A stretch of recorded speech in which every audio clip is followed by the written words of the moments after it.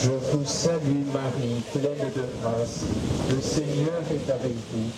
Vous êtes bénie entre toutes les femmes, et Jésus, le fruit de vos entrailles, est béni. Sainte Marie, Mère de Dieu, priez pour nous pauvres pécheurs, maintenant et à l'heure de notre mort. Amen. Alors nous sommes à Nîmes, au sanctuaire Notre-Dame de Santa Cruz, pour le pèlerinage annuel qui se tient pour le jeudi de l'Ascension. C'est un moment important de rassemblement pour la communauté pied-noir. C'est aussi un moment important pour la transmission de la mémoire pied-noir aux jeunes générations. On va voir ça ensemble.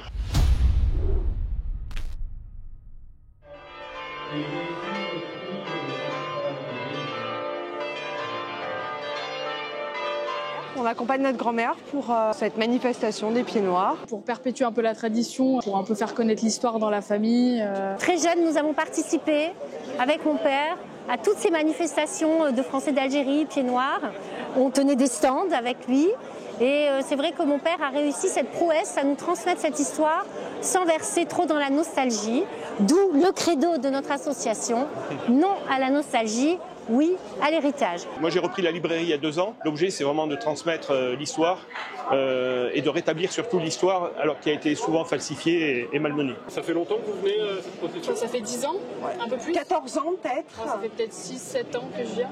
Quel a été votre rôle aujourd'hui en tant que bénévole ? Servir des boissons.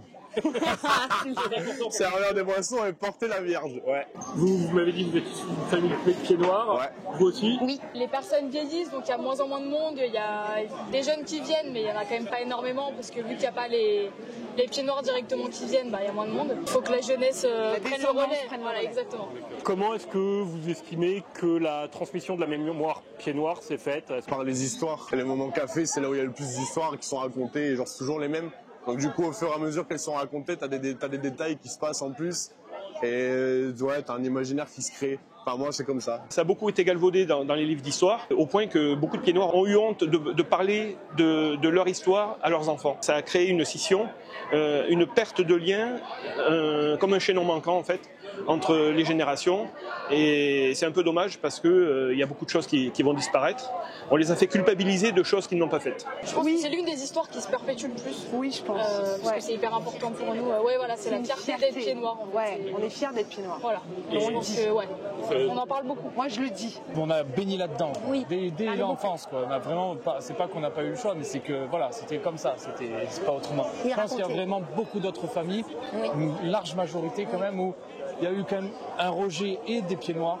Et aussi des générations suivantes. Moi je sais que j'en parlais beaucoup avec ma grand-mère, mon père aussi on en parle, parce que du coup c'est de mon côté de mon père qu'on est pieds noirs, et voilà petit à petit. Hein. Il y a des familles où la transmission s'est très bien faite, et là effectivement on voit des jeunes, et puis d'autres où les parents n'ont pas voulu parler aussi de leur souffrance. On connaît tous des enfants de pieds noirs qui ne parlent pas de leurs origines, et c'est un peu dommage parce que les Bretons parlent des leurs, les Alsaciens parlent de leurs origines, et les pieds noirs souvent n'osent pas parler des leurs, c'est un peu dommage.